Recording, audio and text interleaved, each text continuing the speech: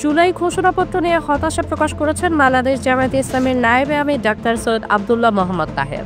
মঙ্গলবার 5ই আগস্ট সন্ধ্যায় জুলাই ঘোষণাপত্র পাঠ শেষে দেয়া এক তাৎক্ষণিক প্রতিক্রিয়ায় একথা জানান তিনি।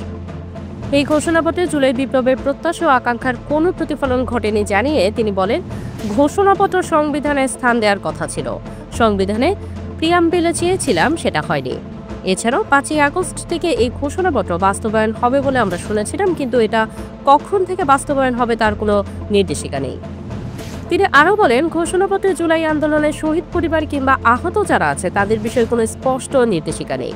মুক্তিযোদ্ধাদের যেভাবে সুবিধা দেওয়া হয়েছে সেভাবে জুলাই যোদ্ধাদের জন্য কোনো সম্মাননা রাখা হয়নি। জুলাই যোদ্ধাদের মুক্তিযোদ্ধাদের মতো আজীবন ভাতা দেওয়ার প্রস্তাব করেছিল জামায়াত। এসব বিষয়ে ঘোষণাপত্রে স্পষ্ট কোনো নির্দেশনা নেই।